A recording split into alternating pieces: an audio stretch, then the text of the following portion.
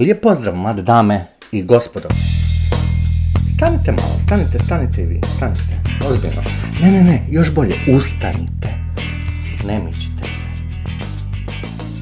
Sad fizike počinje, duboko udahnite, izdahnite, mirujte. Zapravo, siguran sam da to ne možete napraviti, jeste probali? Evo, sigurno ne možete u potpunosti mirovati. Koliko god se trudili, ne možete biti apsolutno mirni. Jer gibanje ili mirovanje je relativno obzirom na promatrača ili neku nepomičnu točku ili tijelo. Zašto sam ja u pravu, a vi koliko god se trudili apsolutno mirovati ne možete? Jer je gibanje relativno obzirom na neku referentnu točku. Sad predlažem da probate samostalno shvatiti i razumjeti što sam rekao. Nemojte dozvoliti da vas rečenica od samo 10 riječi zbuni. Ako nešto ne znate, potražite na internetu. Pritisnite pauzu na video dok ne mislite da ste shvatili što vam govorim. Obzirom na ovu napisanu izjavu, ja tvrdim da vi apsolutno ne možete mirovati. Kad ste gotovi sa samostalnom analizom, idemo dalje. Ipak se kreće. Riječi koje je navodno uzviknuo Galileo Galilei pred crkvenim sudom koje je tražilo od njega da se odrekne svog stava o kretanju zemlje oko sunca. Iako je inkvizicija bila prilično brutalna prema znanosti tog doba, danas znamo kako je ipak sve u pokretu, a znanost je bila u pravu. Gibanje i pokretanje objekata i ljudi danas jednostavno uzimamo zdravo za gotovo. Gibanje susrećemo svakodnevno, sve se kreće, sve je u stanju stalnog gibanja, pa čak i one stvari koje ne vidimo. Razumijevanje gibanja osnovna je potreba skoro svih znanosti. Kemije, biologije, fizike, inženjerstva, sva se agregacijska stanja mogu svesti na opisivanje kretanja od dinamičnih i živahnih vibracija čestica u čvrstom agregacijskom stanju do nasumičnog gibanja čestica u plinovima, pa čak i dublje. Ispod površine stanja tvari biološki procesi su povezani s kretanjima stanica i molekulica. Kemijska svojstva tvari su povezana s kretanjima elementarnih, bazičnih, osnovnih čestica od kojih su atomi izgrađeni. Čak i ekonomije, policija, pravosuđe prate kretanje novca, kapitala, epidemiolozi kretanje kontakata. What? Sve se giba, čak i ono što izgleda da miruje. Uvijek se sve giba i pomiče u odnosu na nešto. Reći ćemo kako je gibanje relativno. Dok pričamo o gibanju nečega, uvijek je prikriveno značenje gibanje nečega u odnosu na nešto drugo. U odnosu na što? I tu treba biti posebno pažljiv i primijetiti te odnose. Ukoliko prošetamo po autobusu koji se giba, naše gibanje je u odnosu na pod autobusa vjerojatno puno manje nego u odnosu na cestu po kojoj se autobus vozi. Na kraju krajeva, čak i kad stojimo, zapravo se gibamo u odnosu na nešto. Zemlja se vrti oko svoje osi, pa se još onda vrti oko sunca, koji ogromnom brzinom juri kroz galaksiju koju zovemo mliječna staza, kumova slama. A ni naša galaksija baš uopće ne miruje obzirom na relativni položaj u odnosu na ostale galaksije. Kako su planeti sunčevog sustava gravitacijski zarobljeni oko sunca, njihovo skoro kružno gibanje, zapravo više eliptično gibanje, je samo relativno takvo na sunce. No, čitav sustav čini jednu uvrnutu spiralu po našoj galaksiji. Sve to zvuči komplicirano. I zapravo, kad malo bolje razmislimo, ne samo da zvuči, je prilično komplicirano. Stoga u fizici, ali i u ostalim znanostima radimo modele, kojima pojednostavljujemo stvarnost kako bi bolje shvatili kroz manje detalje velike zakonitosti prirode. Ukoliko se ne navede drugačije, gibanje na našem planetu Zemlji gledamo relativno baš na planet Zemlju, planet gdje mi živimo. Ali sada nadam se možete možda drugim očima gledati zalaske sunca, očima fizike i znanosti. Za potrebe svakodnevnog govora, uživanja u trenutku, dovoljno reći kako sunce zalazi. Iako Zemlja je ta koja se vrti, pa mi na tom planetu, tom malenom komadičku svemirske prašine koja život znači jedinom zasad poznatom mjestu u svemiru gdje postoji život, zapravo poniremo. I to poniremo unatrag dok sunce stoji na mjestu i prividno zalazi. Zalazi izvan našeg horizonta. Vratimo se sad nazad na problem opisivanja gibanja, ali idemo ga posebno i pojednostavljeno opisati obzirom na Zemlju, obzirom na jednu republiku, primjerice Republiku Hrvatsku. Recimo kako želimo iz Zagreba krenuti na jug. Tek toliko kako bi olakšali život nama i drugima, to ćemo mjesto nazvati prvim slovom abecede, A. A primjerice želimo doći do Dubrovnika, koji možemo označiti sljedećim slovom abecede B, koja su sva pitanja koja sada možemo postaviti sami sebi. Kada krenuti, kuda ići, kako do tamo doći, koliko će nam taj put trajati, zapravo koliko je daleko taj Dubrovnik, taj grad u kojem se još u 14. stoljeću prvi put ljudi uvode u sustavnu 40-dnevnu izolaciju za sve putnike zbog jednog vrlo opasnog mikroorganizma, bakterije koja uzrokuje kugu. Zamislite, 40 dana izolacije, bez interneta, bez električne struje.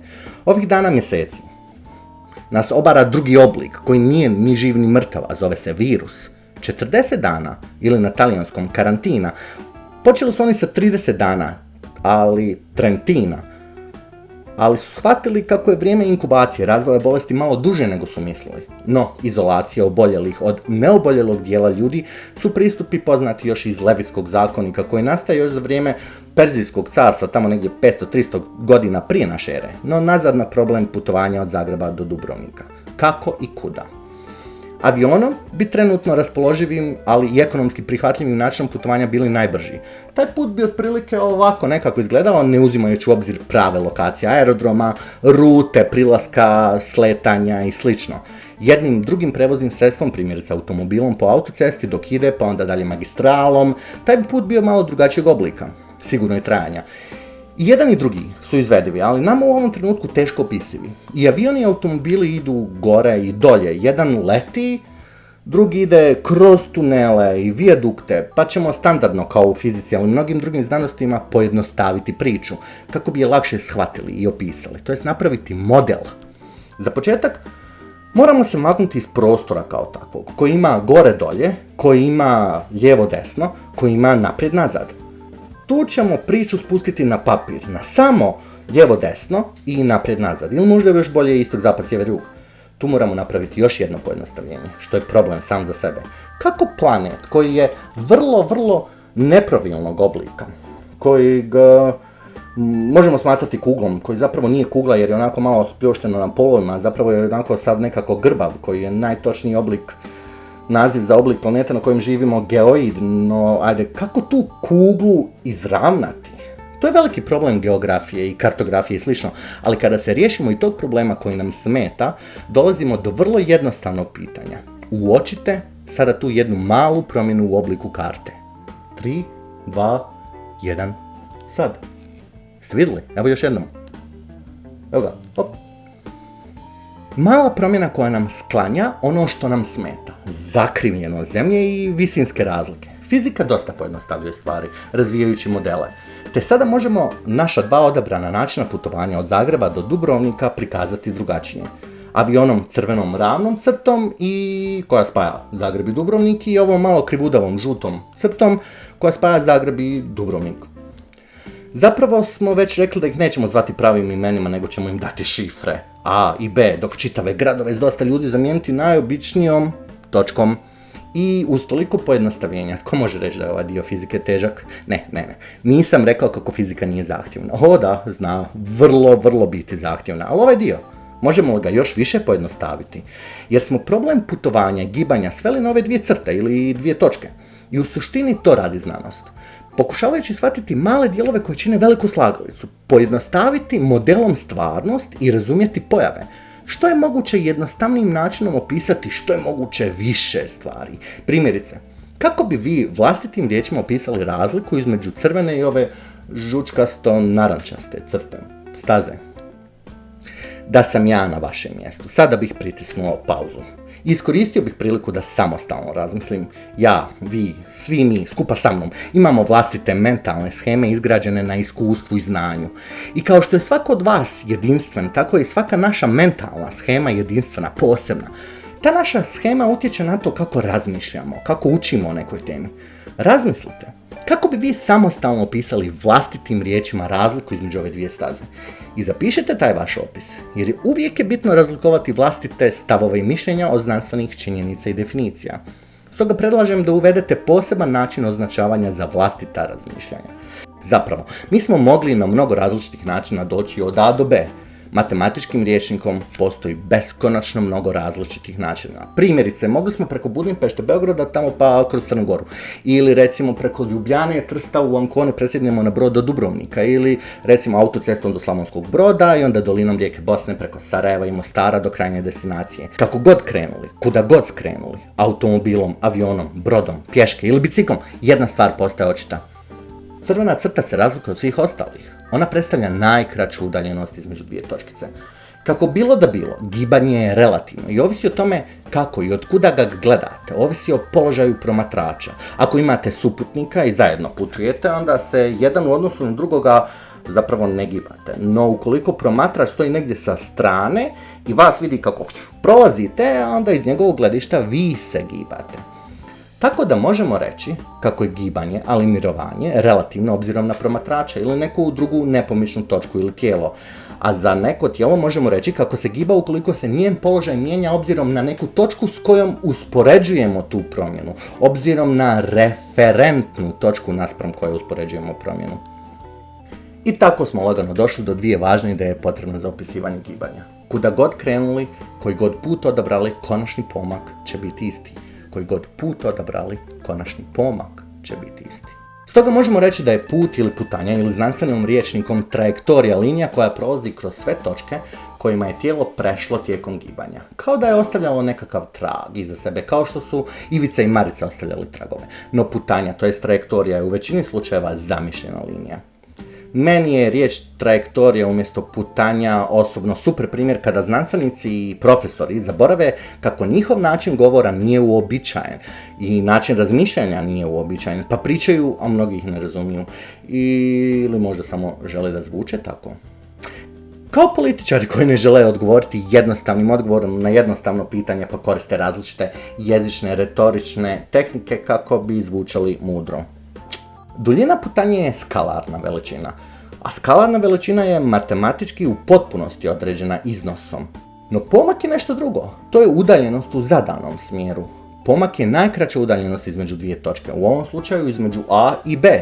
Ne govori samo o tome koliko su međusobno točke udaljene, nego i o smjeru. U ovom slučaju točka A postaje naša referentna točka, točka naspram koje promatramo gibanje, naspram koje mjerimo pomak, naspram našeg početka relativno na točku a točka B predstavlja kraj, konačnu destinaciju, lijepi Dubrovnik. Grafički to prikazujemo usmjerenom dužinom u kojoj razlikujemo početak i kraj. Tako da na kraju stavljamo strelicu kako bi razlikovali od drugog kraja, to jest početka. Time zapravo dužinu usmjeravamo od početka A prema B. Udaljenost početka i kraja je zapravo duljina te dužine koja predstavlja iznos pomaka. Drugim riječima, simbolima, strelicama možete prepoznati kako dolazimo do nečega poznatog. Do toga kako je pomak zapravo vektorska veličina, veličina koja je određena iznosom i smjerom. Kako je sada sve to označiti s nekim simbolima, oznakama, slovima? Za početak, općenito, vektorske veličine označavamo tako da stavimo strelicu iznad slova, a u fizici vektorske veličine fizičke veličine istim pristupom, crtanjem, pisanjem, postavljanjem te strelice iznad oznake za fizičku veličinu. To znači kako su one puno informativnije, puno jače informacije, imaju i iznos, i smjer, i orijentaciju. A skalarne fizičke veličine označavamo samo s nekim oznakama, slovima, bez strelice iznad, koristeći kako latinično pismo, grčki alfabet, vrlo često neke ćirilične oznake, a nekad i smišljamo skroz nove simbole.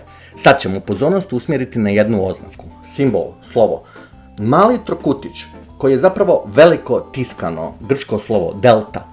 Ta je oznaka matematički standard koji predstavlja promjenu neke veličine, kao što je plus standardna oznaka za zbrajanje, barem u znanosti.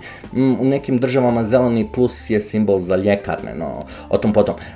Promjenu bilo čega možete vidjeti ukoliko usporedite stanje na kraju, konačno stanje, i stanje na početku, odnosno početno stanje. Primjerice, za koliko ste porasli od 1. do 10. godine možete saznati ako znate svoju visinu u tim godinama.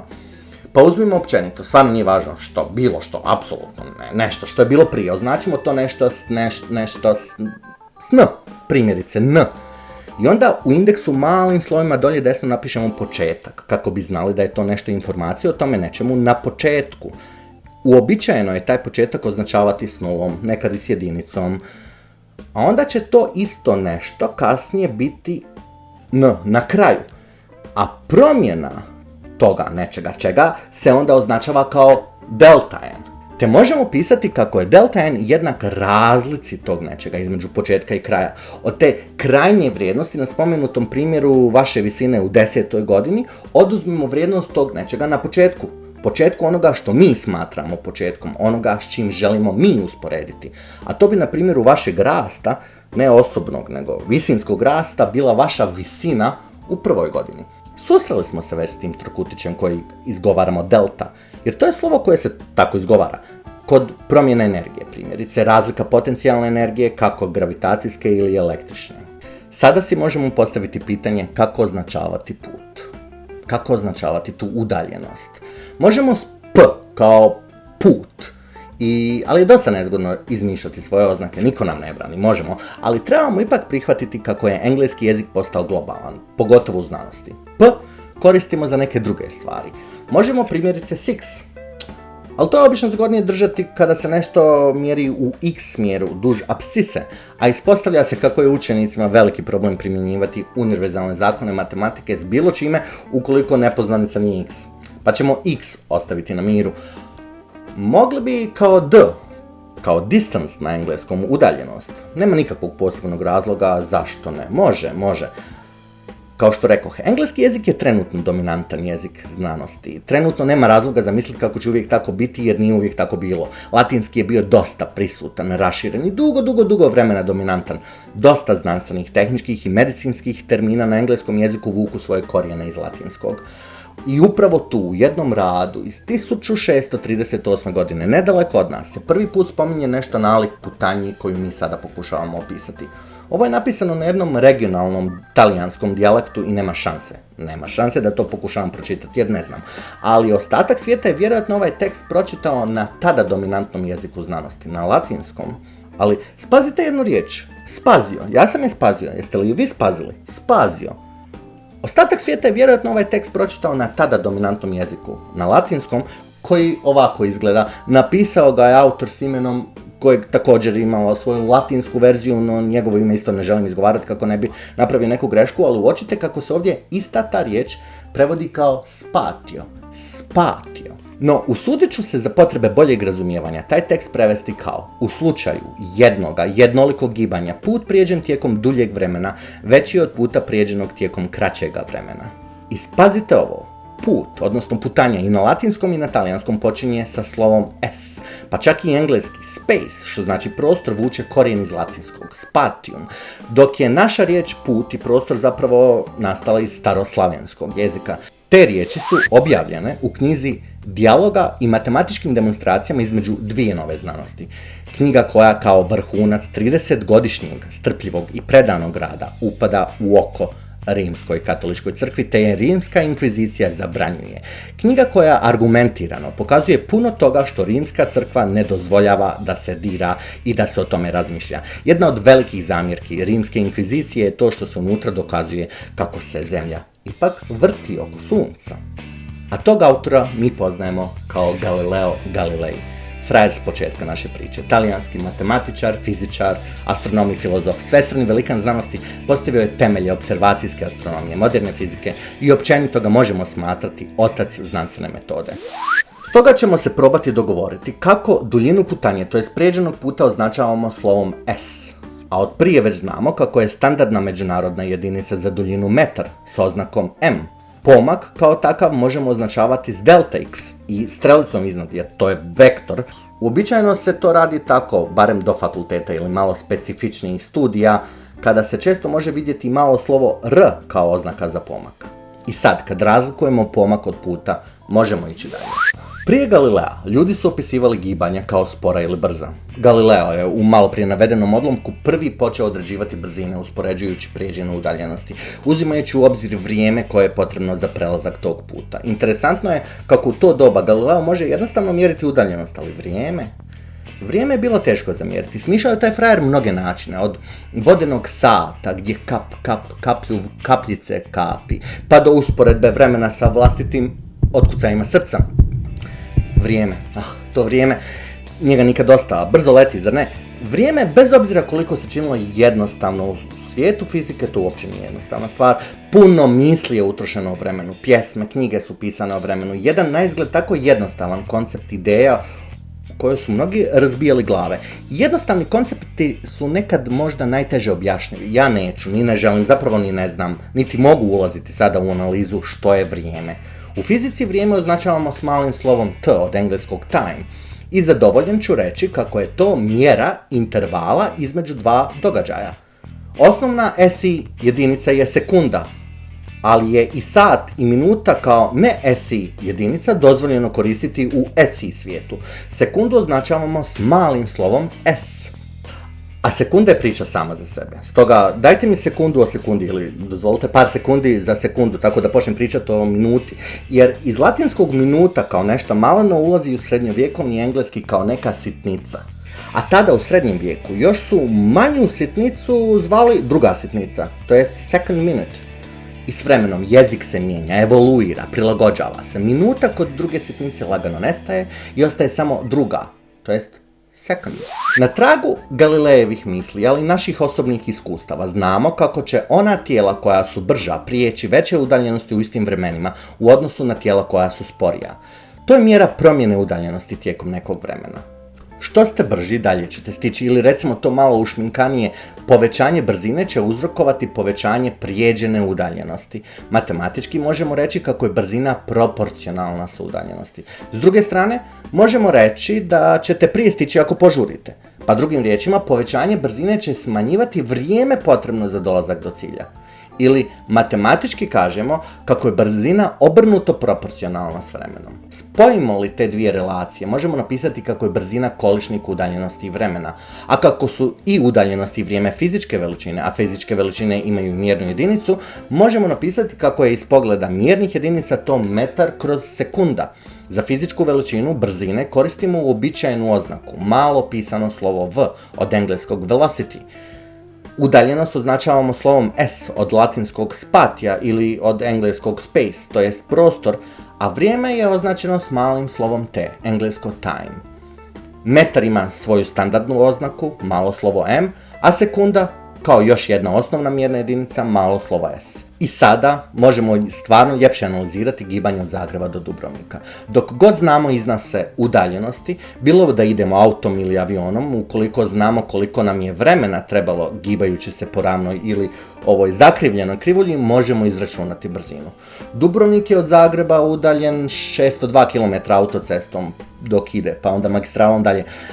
I po nekim proračunima za taj put treba oko 6 sati i 15 minuta. Zeznuto, već na početku. Toliko nedefinirano i zbunjujuće. Kaže otprilike 602 km. Što znači otprilike? Da to nije baš 602 km, nego oko 602 km. Totalno nepouzdana informacija. A onda recimo kaže oko 6 sati i 15 minuta. Nije baš točno toliko, nego okolo toliko. Onda znači može i manje, a može i više. Na svu sreću, zanima nas samo osjećaj za feeling. Imamo put koji je približno 602 km. Ta nepouzdanost se zapisuje sa ove dvije valovite crte umjesto znaka jednakosti.